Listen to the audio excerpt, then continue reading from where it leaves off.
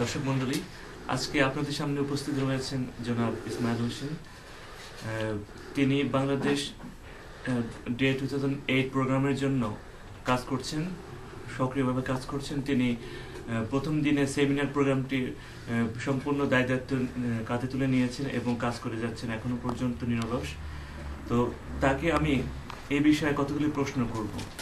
আমার প্রথম প্রশ্নটি হচ্ছে জনাব ইসমাইল হোসেন সাহেব, আপনি সেমিনার সম্পর্কে কিছু বলবেন কিনা যেটি আপনার বাংলাদেশ ডে 2008 প্রোগ্রামে রয়েছে? ধন্যবাদ ডক্টর শাহ আলম সাহেব। বাংলাদেশ ডে বাংলাদেশিদের একটি বড় অনুষ্ঠান। প্রবাসী বাংলাদেশিদের জন্য আমার মনে হয়, আমার জানা অভিজ্ঞতায় গত 30 বছরে এত বড় প্রোগ্রাম আমরা কোথাও দেখিনি। প্রবাসীরা হচ্ছে বাংলাদেশের জন্য একটি বড় শক্তি এবং এই প্রবাসী শক্তি বাংলাদেশে রেমিটেন্সের মাধ্যমে বৈদেশিক মুদ্রা পাঠায়। বাংলাদেশ বিশ্বের একটি অত্যন্ত মর্যাদাবান রাষ্ট্র, যে রাষ্ট্র 1952 সালে ভাষা আন্দোলন দিয়েছে, ভাষা আন্দোলনের মাধ্যমে মাতৃভাষা দিবস উপহার দিয়েছে গোটা বিশ্বকে। 1971 সালের রক্তাক্ত সংগ্রামের মধ্যে দিয়ে এই দেশটির স্বাধীনতা অর্জন করে এবং 2006 সালে এই দেশেরই একজন মানুষ সারা পৃথিবীতে নতুন ধারার অর্থনৈতিক প্রোগ্রাম নিয়ে আসে, সেটি হচ্ছে গ্রামীণ ব্যাংক। আমরা এই সেমিনারের মাধ্যমে আমরা প্রমাণ করতে চাই আমরা ভাষা, সংস্কৃতি এবং অর্থনীতির ক্ষেত্রে অত্যন্ত মর্যাদাবান একটি জাতি।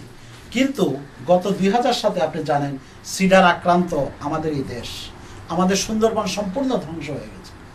পাশাপাশি গত 25 বছর যাবৎ হিমালয়ের অববাহিকায় আমাদের এই দেশ, এখানকার নদীগুলোতে আর্সেনিক জমে জমে বিষাক্ত হয়ে গেছে। ভারত থেকে পানি আসে না।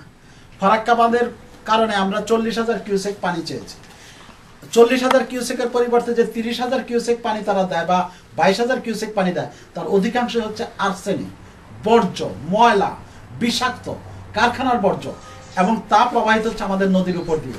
আমাদের দেশ পুরা বিষাক্ত বেসিনে অবস্থিত হয়েছে এবং এভাবে আরো 10 বছর যদি চলতে থাকে আমাদের দেশের সমস্ত নারীরা তাদের বন্ধ্যাত্ব হারাবে, আমাদের দেশের শিশুরা অপুষ্টিতে ভুগবে। আমরা চাই এই সেমিনারে আজকে এই তথ্যগুলো বেরিয়ে আসুক। ধন্যবাদ। অতি সুন্দরভাবে আপনি বললেন এই সেমিনারে কি হবে। সেমিনারে এই বিষয়ে আলোচনা করার জন্য আপনি কি কোনো নির্দিষ্ট ব্যক্তিবর্গকে দাওয়াত করছেন?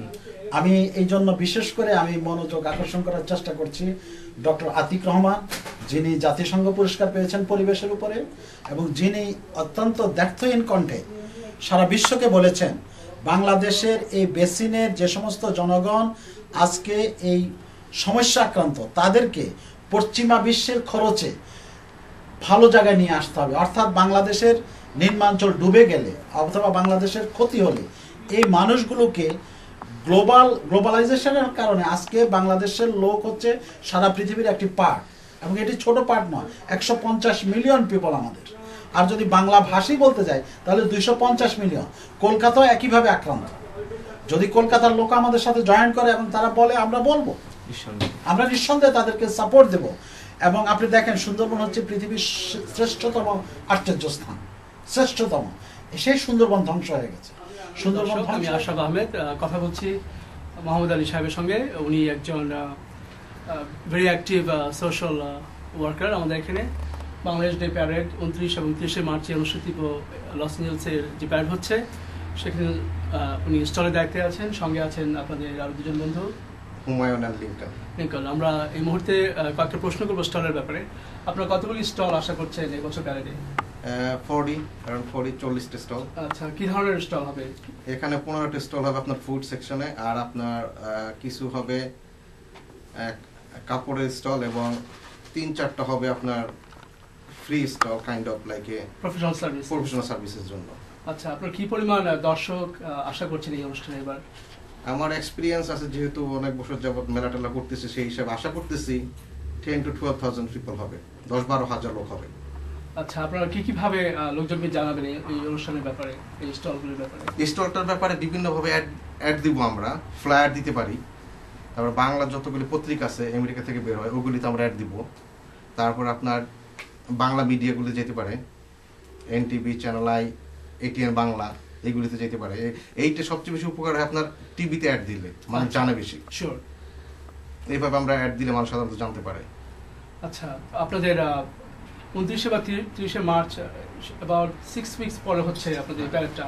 আপনাদের টাইমলাইন সম্পর্কে কিছু বলবেন? কবে আপনারা আশা করছেন লোকজন জানাবে তাদের ইন্টারেস্টের কথা? এইটা সাধারণত আমার এক্সপিরিয়েন্স আমি বলতে পারি 2 উইকসের আগে বলা যায় না।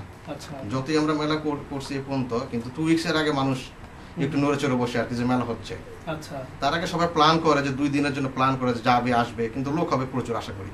গত 4-5 বছরে যারা অংশগ্রহণ করেছে এই মেলাতে, সে ধরনের কোন ডেটাবেস আপনাদের আছে যাদেরকে কমিউনিকেট করতে পারেন যে প্লিজ জয়েন আস অ্যাগেইন? হ্যাঁ, এটা তো আমরা ওভার দ্য ফোনে করি আমরা সবসময়, এটা আমরা করব। আচ্ছা, যে বিভিন্ন কমিটি, যেরকম ভ্যালিতে একটা গ্রুপ আছে, অরেঞ্জ কান্ট্রিতে আছে, আপনার সান ফ্রান্সিসকোতে আছে, সান হোজে আছে, কিছু কিছু লোক আছে যাদেরকে আমরা চিনি, যে একজনকে ফোন করলেই তারা অনেকগুলি ফ্যামিলি নিয়ে আসে।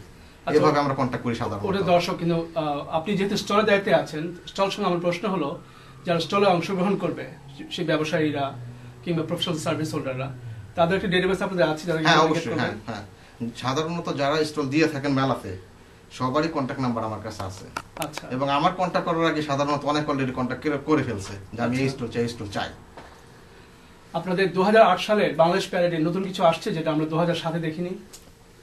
এটা নতুন অ্যাড হইতে পারে, আমি যতটুকু শুনেছি যে কালচারাল সাইটে যে বাংলাদেশ থেকে বিভিন্ন শিল্পী আসতে পারে, ফেমাস যারা আছে বর্তমানে। আমরা এখন কথা বলছি ডক্টর শাহ আলমের সঙ্গে। আচ্ছা ডক্টর শাহ আলম, আপনি বাবলা আর প্যারেড খুব মাত্র 6 সপ্তাহ আছে, এর মধ্যে প্রস্তুতি সম্বন্ধে আপনি কিছু বলবেন? প্রস্তুতি কত দূর বা কি অবস্থার মধ্যে আছে সেই সম্বন্ধে আপনাদের দু একটা কথা মধ্যে শোনাবেন আমাদের দর্শকদের? ওয়ালাইকুম আসসালাম, ধন্যবাদ জনাব খান সাহেব, আপনার প্রশ্নের জন্য ধন্যবাদ। বাফলার বাংলাদেশ ডে 2008 প্যারেড অনেক দূর এগিয়ে গেছে। আমরা যে অ্যাকশন কমিটি কাজ করে যাচ্ছি সেই কাজটি এখন অনেক দূর এগিয়ে গেছে। ডিগনিটারিদেরকে আমন্ত্রণ জানানো, তারপরে কালচারাল প্রোগ্রামের জন্য বিভিন্ন শিল্পীদেরকে আমন্ত্রণ করা, এগুলি চলছে। প্লাস ফান্ড রেজিং বিভিন্ন থ্রুতে আগাচ্ছে। ফান্ড রেজিং কমিটি সেই বিষয়ে বিশদ বলতে পারবেন। আমরা এই মুহূর্তে ফান্ড রেজিং করার জন্য বিভিন্ন ক্যাটাগরিতে বিভক্ত করেছি, বিজনেসের কাছ থেকে, তারপর অর্গানাইজেশনের কাছ থেকে, প্লাস ব্যক্তিগত এবং আরেকটি ক্যাটাগরি এই মুহূর্তে আমার মনে আসছে না, যেন দুঃখিত। তো আমরা আমাদের অলরেডি এর মধ্যে সফলতা দেখা দিয়েছে। আমরা অনেক জায়গা থেকে অত্যন্ত উল্লেখযোগ্য সাড়া পেয়েছি। তো আমরা আশা করছি ফান্ড রেজিং এর বিষয়টা আমাদের যেটা প্রথম দিকে চ্যালেঞ্জিং ছিল সেটা এখন আর সে অবস্থায় নেই। এন্ড কালচারাল প্রোগ্রামের বিষয়ে ডক্টর হাশেম আপনাদেরকে আলো দিয়েছেন। আচ্ছা, আমরা কথা বলছি খালিদ হোসেনের সঙ্গে এখন। আচ্ছা খালিদ ভাই, আপনি তো বোধহয় কালচারাল সাইডটা দেখাশোনা করছেন বাফলার।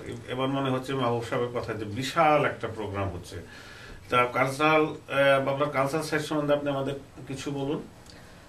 ধন্যবাদ খান ভাই আপনার প্রশ্নের জন্য।